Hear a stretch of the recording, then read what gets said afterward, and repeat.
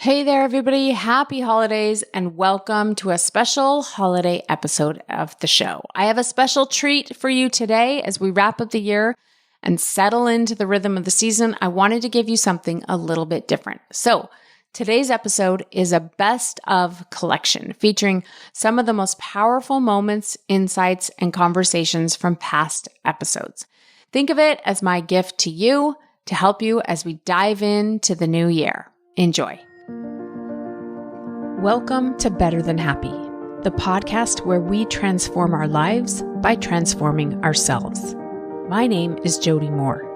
In the decade plus I've been working with clients as a master certified coach, I've helped tens of thousands of people to become empowered.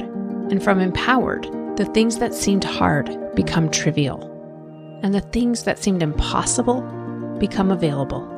And suddenly a whole new world of desire and possibility open up to you. And what do you do with that? Well, that's the question. What will you do? Let's find out. Sometimes listening to a podcast is enough, but sometimes you'll feel inspired to go deeper. If you hear things that speak to you in today's episode, consider it your invitation to a complimentary coaching workshop. On this live interactive Zoom call with me, you'll get a taste of the power of this work when applied in real life. You can participate or be a silent observer, but you have to take a step if you want to truly see change in your life. 2 steps, actually. Head to jodymore.com/free coaching and register. Then you just have to show up. Your best life is waiting for you. Will you show up for it? jodymore.com/free coaching. I'll see you there.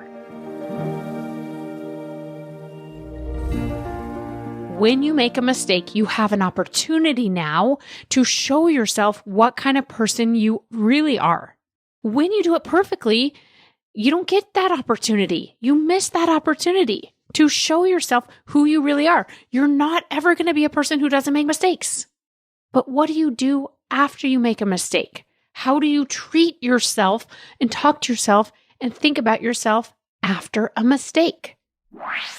It's very natural, healthy human behavior that you care about what other people think of you, okay? Only sociopaths don't care what other people don't think of them, or people with other mental illnesses, okay? So it's not wrong that you care, but when you slow it down and notice, hey, it's not dangerous actually. Like, even if I went out there on the stage and I tripped and fell and I forgot every word I was supposed to say and everybody laughed or made fun of me behind my back, whatever you think is the worst case scenario, even if it happened, it would be fine. You're not going to die. It's not a big deal.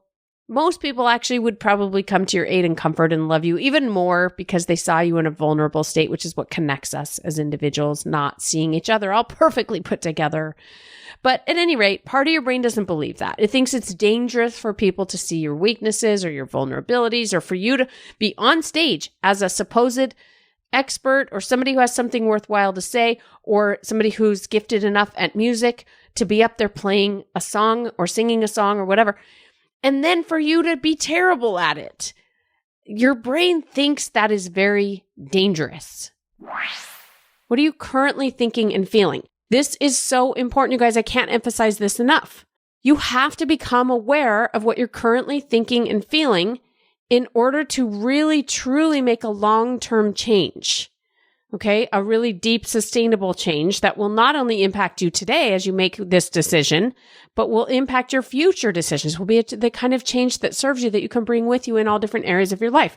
You have to spend some time in really deep awareness of what you're currently thinking and believing, and the reality that this current story is creating for you.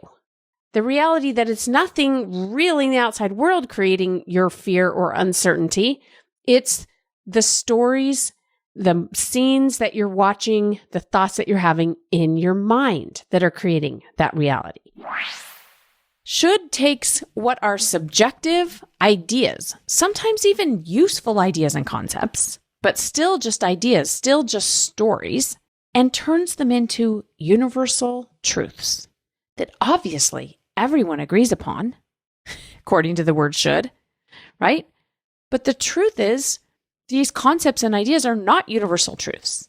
They might be good advice at times, but maybe not always. Okay? So as soon as I say something like, women should do this, men should do that, fathers, mothers, children, teenagers, we have all kinds of ideas for all the people in our lives and all the people in the world about what people should do. If you're like me, I have plenty of opinions about what everybody should do. But the word should implies to my brain that that's just what's true. That's just what's real. Like everybody knows that. It's so obvious, right? Now, some of you, and sometimes for myself as well, we use it on ourselves instead of on others. I should do this thing. I should do that thing. I should stop doing this thing. I should be different. I should feel different. I should even think differently than I am. And this is the reason I love this concept of should, because a lot of you come to me and I teach you that your thoughts are creating your feelings and that thoughts are optional and that that's ultimately creating your reality for yourself. And it's very freeing. It's very empowering, right? But the next step in your progression often is to then start feeling bad about what you're thinking and feeling. We sort of loosen up a little on trying to control the world outside of us, and we instead start judging ourselves and going, I know I should think differently about this. I should feel differently. I should fill in the blank, which is just as problematic. You go from judging the world and judging the circumstances around you to judging yourself. That's not going to create the best life for you. So that is the main problem with should. And there is nobody on planet Earth who can tell you the cookie cutter A to Z that's going to create success for you. That doesn't exist. There are lots of people who have ideas and methods that you can try out, that you can take from, but your best pathway to success is going to be a combination of probably several teachers and strategies and tools that you're going to pull together and combine it with you and your own method and your own style, and that's your A to Z path. And you can only discover that A to Z path by getting your head in the right space and going out there and doing it. I'm telling you, this is everything. If it feels like I'm yelling at you, I hope you can feel the love it's coming from, because I care about you being successful. I want you to succeed. I know you have it in you to succeed. I have zero doubt that you have it in you to succeed, because if you didn't, you wouldn't have the desire to do it. If you are having a hard time loving someone, it's probably because you don't really know them. And you don't have to get to know everybody, but if you want to make some friends, go try to get to know some people. Drop your agenda about what they're going to do for you, how they're going to show up for you. Some of them aren't going to be anything like what you want a friend to be, and that's fine. You're going to get to know that person and have a moment of connection and then maybe move on, and maybe that's the end of the relationship. But others will have similar overlapping ideas about friendship, and it will be a natural fit. But if you go out into the world looking for what's lovable about people, what's amazing about people, what's cool and interesting and unique and fascinating and heartbreaking about people, you will never want for friends. There will be more friends than you know what to do with. That is my wish for you, is that you will direct your brain away from worrying about you over to thinking about and being curious and fascinated about them. Because loving other people, supporting and being there for other people, there's no better feeling than that. And if your brain's like, but what about me? I need people to support me and love me. And I say, yeah, of course you do. That will happen naturally, though, the more you go support and love other people. And the best part is, you'll still want that sometimes. You can reach out for that when you need it, but you won't need it very often, because when you're good at loving other people and supporting other people, you have to also be good at loving and supporting yourself. I still believe, I've said this before, but I'll say it again, that we cannot love and support and appreciate other people more than we love and support and appreciate ourselves. So wherever your limit is at loving on yourself is going to be your limit at loving on others. Like, hope is something you do about the weather. It's not something I want you to do about your business. Okay? Are you going to hit that goal? Are you going to sell that program? Are you going to fill the class to the number that you want? don't say that you hope so. You know why? Hope is not a strategy. Hope is not a strategy. I hope it doesn't rain tomorrow. Has zero strategy. I hope I win the drawing, the lottery, the raffle. No strategy other than sit back and cross my fingers, right? That is not a strategy. Hope is completely disempowered and it ignores our agency. And I don't want you ignoring your agency. I want you maximizing your agency. I want you to go all in on being who you want to be and creating what you want to create and achieving what you want to achieve.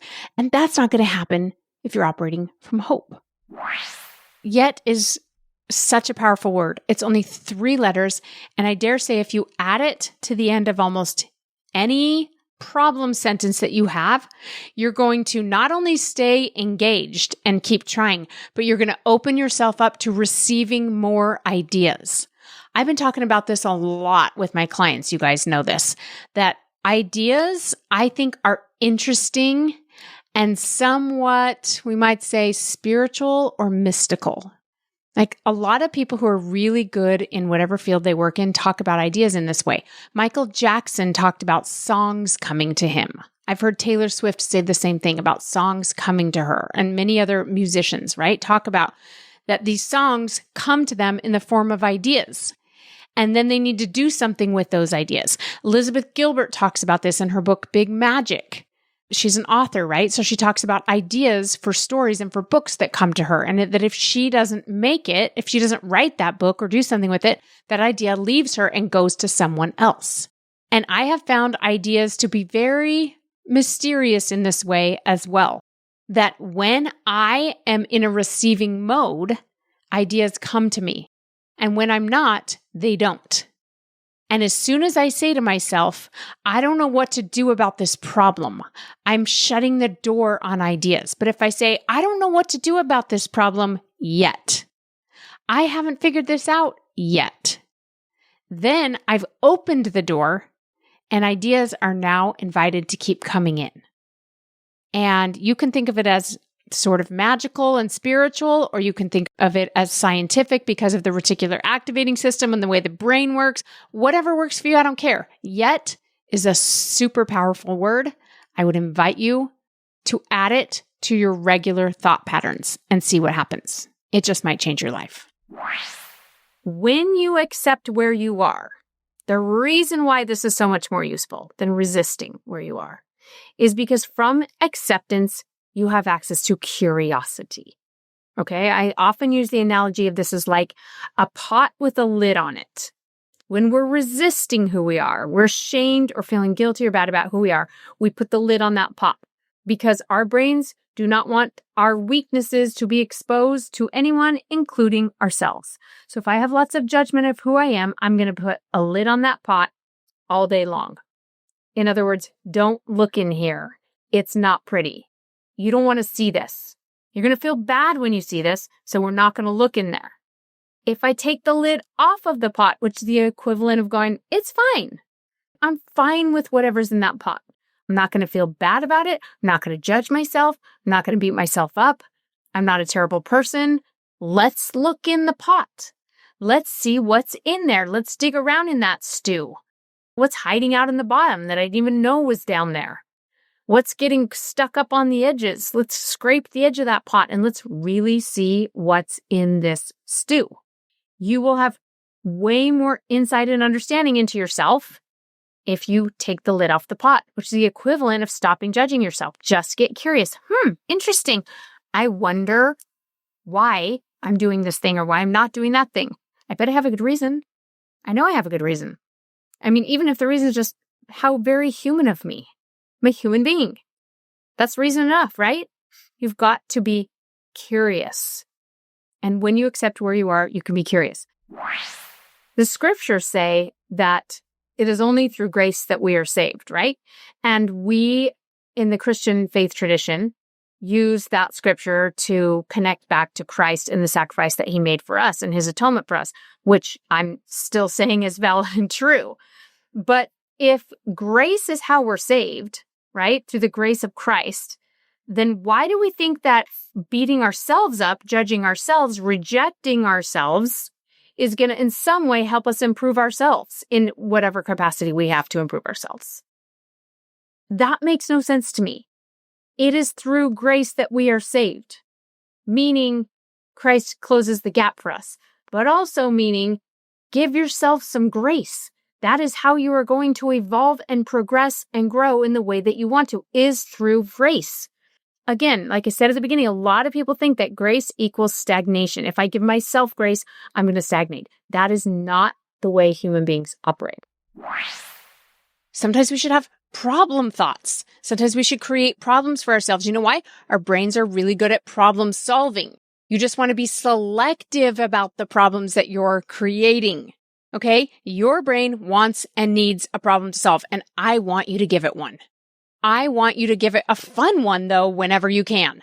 Sometimes we get handed something that we want to describe a problem, and then we go to work on that problem. For example, maybe there's a loss of a job and loss of income in your family. Maybe there is a health diagnosis. Maybe somebody is struggling, and I want to think, okay, this is a problem.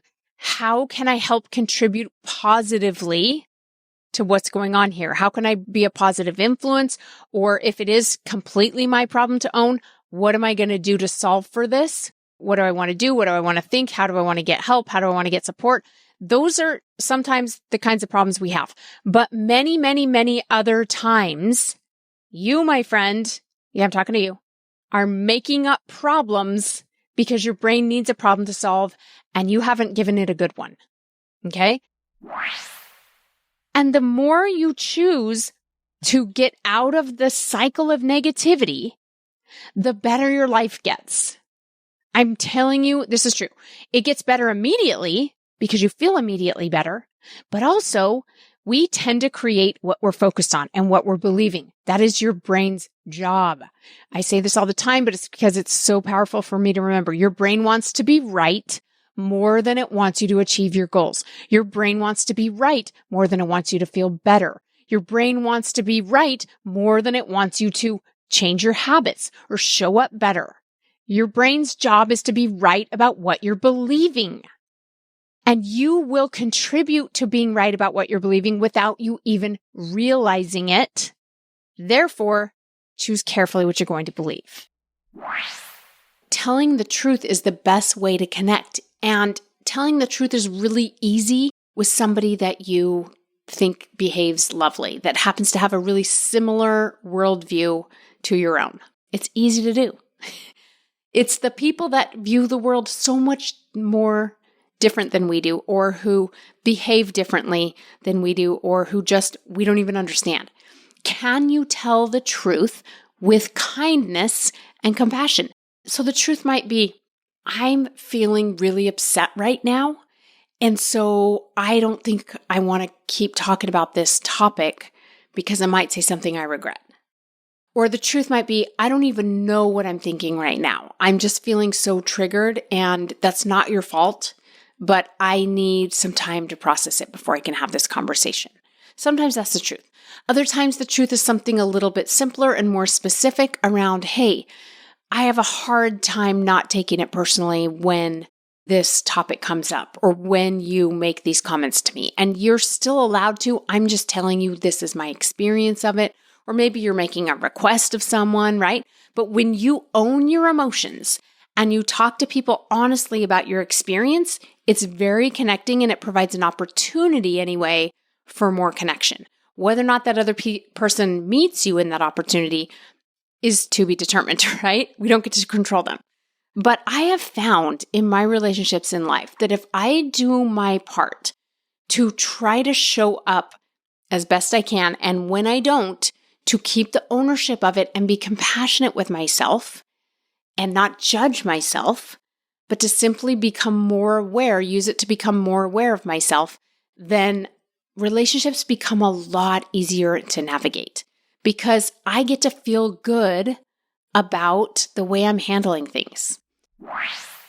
If you open yourself up to believing that anything you truly desire from, again, a healthy, abundant place, you have the capacity to do right now while you desire it, and it doesn't have to be stressful and overwhelming, you can have fun with it, then I promise you're capable of achieving so much more in your life than you are right now. This is true of every single one of us. I'm barely scratching the surface on what I think I'm capable of. And only because I'm not perfect at truly understanding my desires and then truly believing that I have the capacity to do all of them. If you can understand what you desire and believe you have the capacity, you will create it in your life. Oh, wow, look at that. You made it to the end. Your time and attention is valuable, and I don't take it lightly that you made it this far. In fact, it tells me you might be like me, insatiably curious about people and life and potential and connection. Maybe you have big dreams, but a small budget and no time. You're tired, but bored. You're content, but dissatisfied. Sound familiar? Come to a free coaching call and see for yourself what's possible. jodymoore.com/free coaching to register. That's jodymoore.com/free coaching.